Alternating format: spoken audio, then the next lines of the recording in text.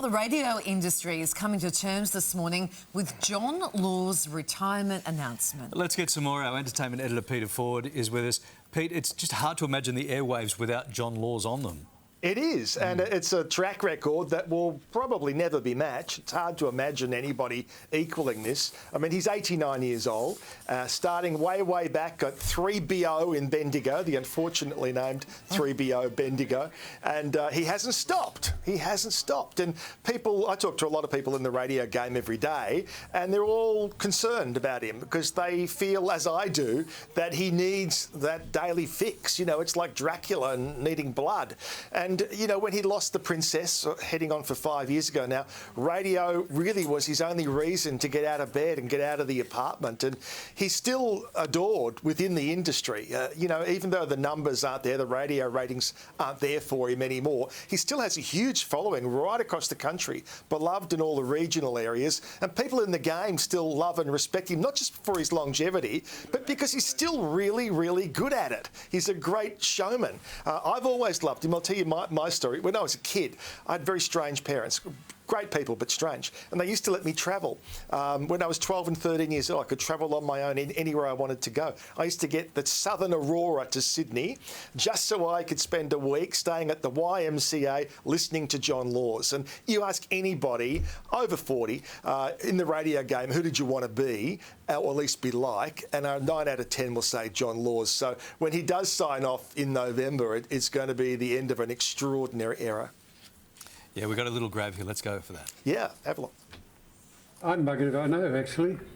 I haven't got any plans, except I want to travel more. I love doing what I do. I love the callers. I love I didn't love them all, but I've spoken to 9 Prime Ministers. No, 16. 16 Prime Ministers.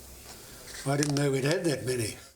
16, but who's counting? And there he was on 7 News last night. So no doubt we will celebrate him more between now and the day he does sign off. But I got a funny feeling he's still going to be keeping his hand in somewhere doing something. He's still got to talk. I mean, there's something. We've got to still hear him. He's got to be part of our lives. Exactly. Pete, we'll get to you getting on a train on your own at 12 years old to come to the YMCA to listen to John Laws at another time. We don't have time for that now. But we do need to loop back to that at some point. We'll circle back to that. You've got an update on the highly anticipated Gladiator sequel. Yes, the Gladiator 2 is getting a big royal premiere in London. You know how they do those big premieres in Leicester Square there, usually at the Odeon. And so this has been chosen by the television and film charity, which get to host these big events. Now, we haven't been told yet which royalty will be there. Last time around, it was Top Gun, and that was huge. They had the Duke and Duchess of Cambridge there for that one. So there will be a royal presence on November 13, as well as the various cast members and crew. So great launch pad, and Ridley Scott, of course, behind it. So it's going to be big. Hope Harry makes it back for that one. Timothée Chalamet's latest project. Pete, has everyone doing these double takes, right?